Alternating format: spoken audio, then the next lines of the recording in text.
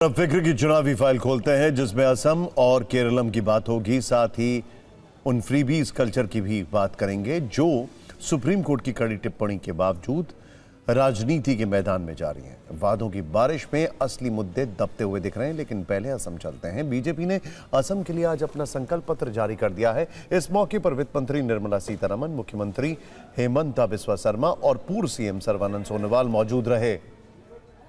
BJP ने अपने संकल्प पत्र में कई वोट लुभावन वादे किए हैं। 2 लाख नए सरकारी रोजगार, 18,000 करोड़ का बाढ़ सुरक्षा मिशन, जरूरतमंदों के लिए सब्सिडी पर राशन, गरीब परिवारों को मुफ्त राशन, केजी से पीजी तक मुफ्त शिक्षा, असली नागरिकों के लिए भूमि अधिकार दिलाने जैसी बातें। घोषणा पत्र जारी करने के दौरान बीजेपी ने यह दावा किया कि उनके शासन में नदियों पर बड़े बड़े पुलों का निर्माण हुआ है, 6 कैंसर अस्पतालों का एक बड़ा नेटवर्क बना है, चाय बागानों के कामगारों को जमीन का मालिकाना हक दिया है। असम में घोषणा पत्र जारी हो रहा था तो केरलम में राहुल गांधी और बीजेपी अध्यक्ष नितिन नवीन की रैलियां हो रही थीं। राहुल गांधी के टारगेट पर केरलम के सीएम और प्रधानमंत्री रहे।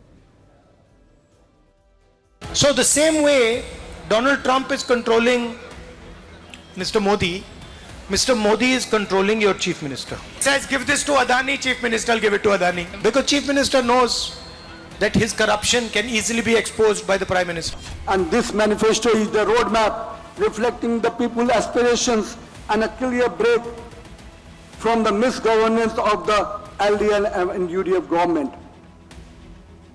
For the manifesto point of view, I always say Vikshit Kelam, Surakshit Kelam and Vishwas Samraksham Kelam. Model focus on growth, security and the trust of the people of the Kelam. Because this manifesto is to build on a decade of delivery. At the fiscal transfers, the investment data, the growth numbers, what I feel is a state that has been transformed in 10 years in ways that 6 decades of Congress rule could never have achieved. इनकी कोई बात, एक भी बात सच साबित नहीं हुई आज तक। दुर्भाग्य है ये।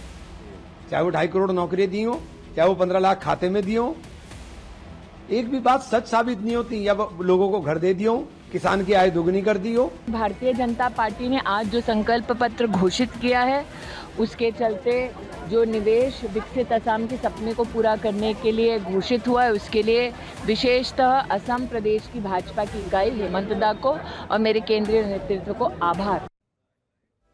इन सब के बीच एक सच ये भी है कि जिन राज्यों में विधानसभा चुनाव हो रहे हैं वहां राजनीतिक दलों के बीच लोक लुभावन वादों की होड़ तेज हो गई है।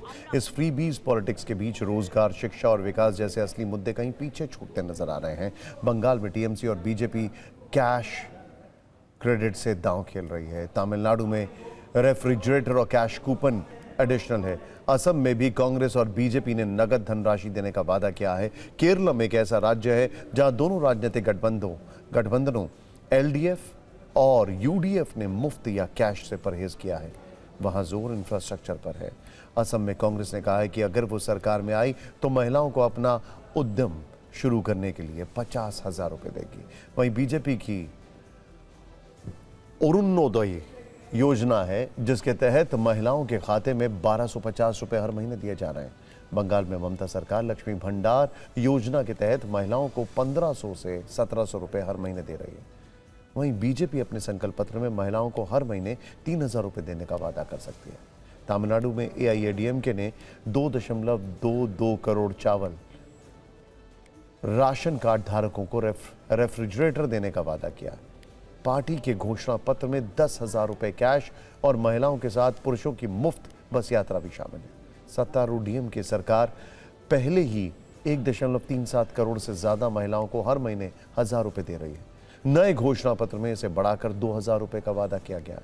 चुनाव जीतने पर हर परिवार को 8000 रुपए का कूपन देने की घोषणा भी की गई है। फ्रीबीज यानी मुफ्त की योजनाओं को हमेशा जनता की जरूरत के रूप में पेश किया जाता है। हालांकि हकीकत में ये एक तरह से वोट खरीदने का जरिया है। चिंता की बात यह है कि ऐसी मुफ्त योजनाओं या स्कीम की राशि बढ़ाने के वादे तब किए जा रहे हैं जब राज्यों पर कर्ज का बोझ बढ़ता जा रहा है।